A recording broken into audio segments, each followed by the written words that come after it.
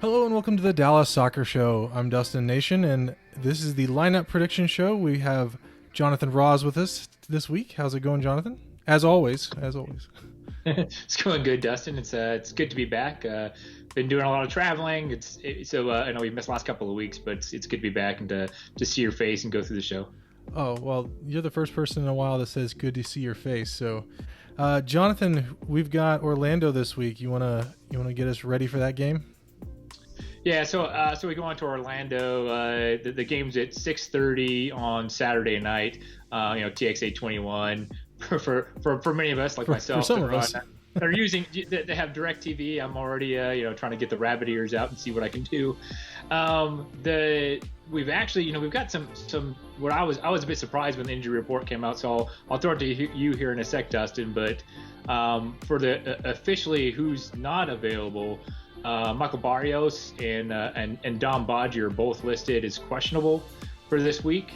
And of course, we've got a couple that were out on yellow card accumulation for this game as well, between Acosta and Reggie. So both those two are out. I don't know if have you heard anything? I was actually a bit surprised when I saw the official injury report that both Badji and Mikey had picked up a knock. Have you heard anything? Yeah. So Mikey rolled his ankle in practice, limped off the field. Not certain how serious it is. I mean, he came off on his own power, so that's a good sign at least. But whether he'll be ready to go, I'm not quite sure. Dom, on the other hand, he has a pretty good knock on his calf or his lower leg. From what I'm hearing, it's pretty dadgum swollen. He's listed as questionable. Pretty doubtful if it's from what I'm hearing. I don't expect to see him making it into the match tomorrow night. So that is what I've heard. Yeah. We'll see if my information is correct or not. And then a couple of other notes, not injury, but I did see also when NTSC released the people that were available for play, they did list Christian Coleman was likely going to be playing for NTSC this week, so I expect we're not going to see him for FC Dallas, as well as Pepe, right? So I think both those guys who have made it onto the FC Dallas roster we are unlikely to see them this week as well. Correct. Yeah, that's my assumption as well. So it's your turn to pick first, Dustin. So, obviously, Jesse, great game last week. Yes. So I'm not even going to ask you who your goalkeeper is. But what are you thinking for the back four?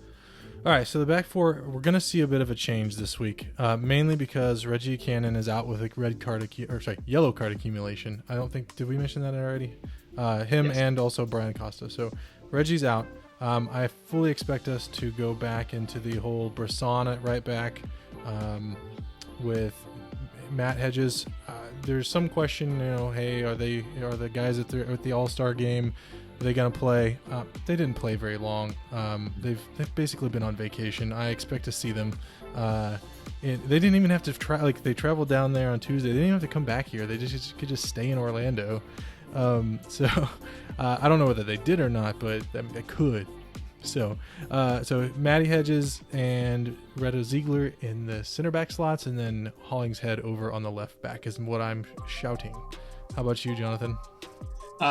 It's hard to disagree with that, and I did actually hear that the team did stay. So those that did participate in the All-Star activities actually did stay over and meet the team. So I mean, in some ways, FC Dallas was probably had a bit of luck there by having their game being in Orlando, or the same place as the All-Star game was.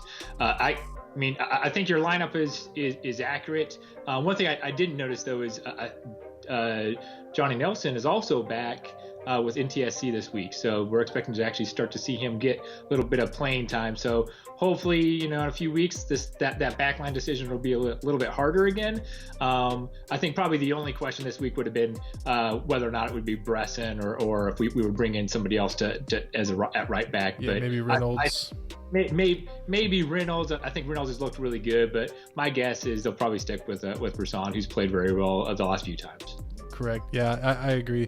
And I'll get to this here in a little bit, but I would like to mention that this Orlando team that we're going to be facing is most likely going to be a reserve squad.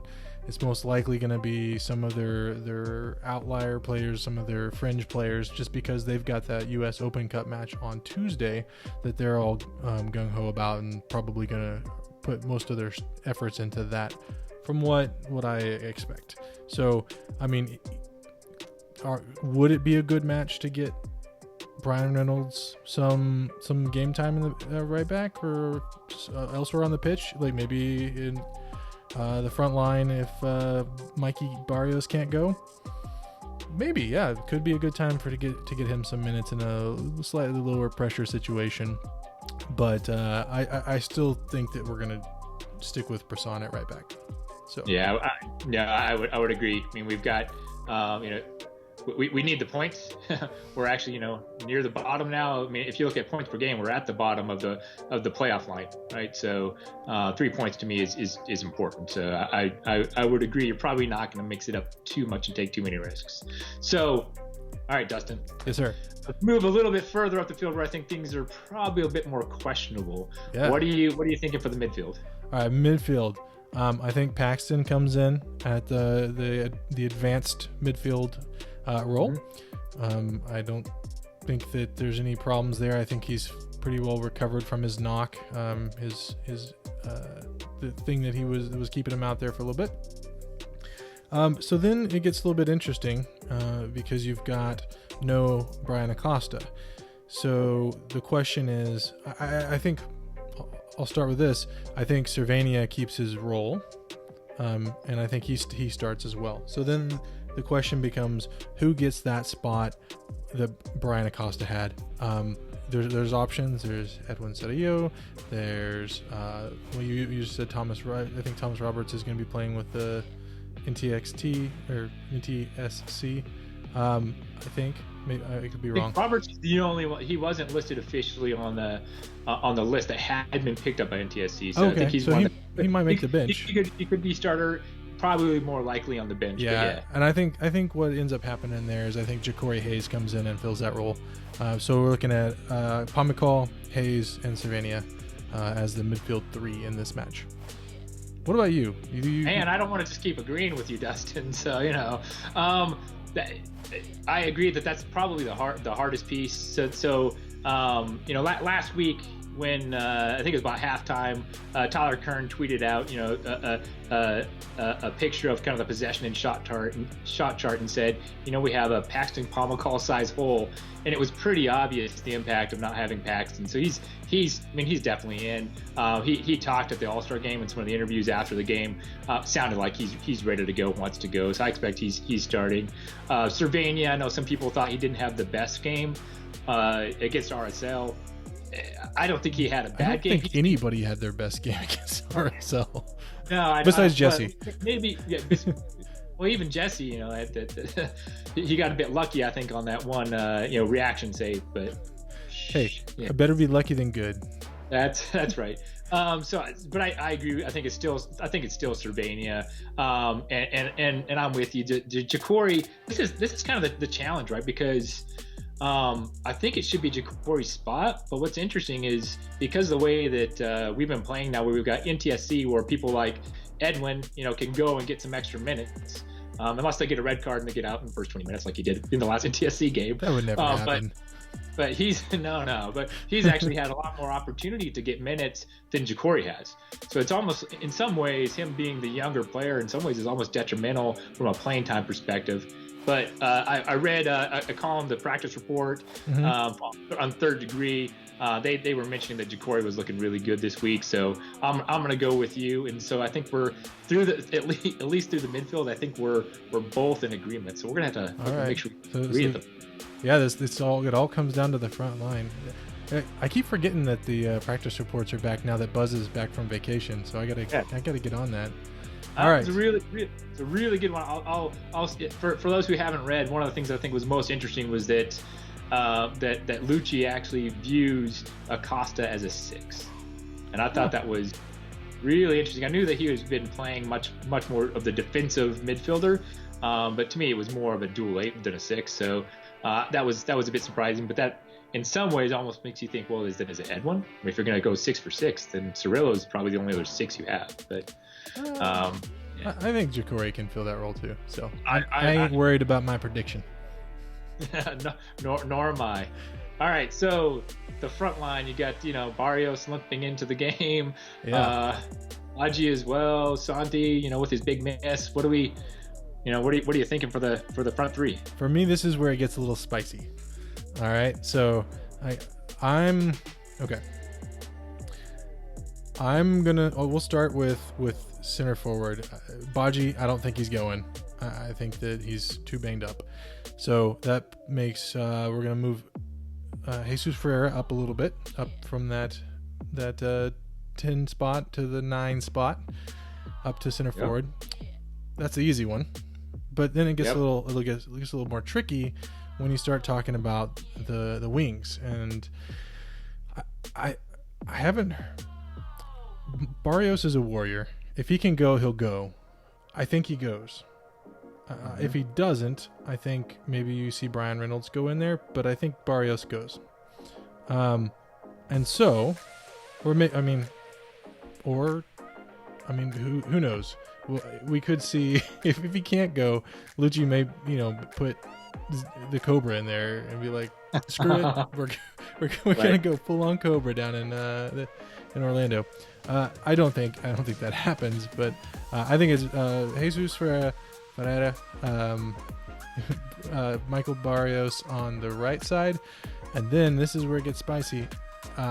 Santi had a not so great game against RSL, and it's a low pressure situation. I think you see Edwin Gyasi. There you go. It's not Gyasi, it's Gyasi. Edwin Gyasi's first start for FC Dallas down in Orlando in that stadium down there. So that is my prediction. Well, the first thing we'll disagree with is the pronunciation. Okay. It's interesting. I've heard it so many different ways now. I heard on the coverage last week that Mark Followell, who's usually really good at that research, was saying it was pronounced Jesse. Jesse, huh? When Jesse, yes. All right. Well, but I've heard Gyasi and Gyasi, and I've heard a number of different pronunciations. So I'm looking at the official FC Dallas website right now. Just so let's get this. We may go a little long here, but we're going to get it out there. The official pronunciation guide for FC Dallas says it is pronounced JAH-SEE. So Gyasi. All right. So far be it from me to correct a legend like Mark Followell. I'm just going by the information I have in front of me. All right. So I agree that Jesus moves up. I don't think Badji was going to get the start even if he wasn't banged up. I think that he didn't have the best game. I don't think it was as bad last week as many I think we're alluding to, but I think it is time for Ferreira to take that 9 spot again. Mm-hmm. Mikey also, I'm with you there. If Mikey's ready to go, then it's him. I mean, if not, then maybe you would have. Could it be the Cobra at 9 and you move Jesus to the wing? I don't know. I'm gonna stick with Mikey as my official choice. If we still had Orangis or something like that, we'd have other options. But I'm gonna go with Mikey, and then for last one, I'm gonna go with Santiago Mascara still. Okay. I think, honestly, despite I went back and I watched that game, and I think part of the thing was that last play from Santi, that being that miss, right? Especially in a 0-0 game where everything was magnified, made it seem even worse. He actually had a reasonable game. Like you said, nobody really had a great game against RSL. I think Santi's still there. I'm still for Gyasi. I mean, for me, I'm still not convinced. I don't know if you remember, there was a guy last name Escobar, who was a winger that we had here a few years ago. That he was in love with step overs. So he would get in the box, he'd do like 4 step overs, and then by the time he went for a shot, the defenders would take it away. I almost feel like that Gyasi has some of those same. Yeah, he works himself into trouble, is what he's doing.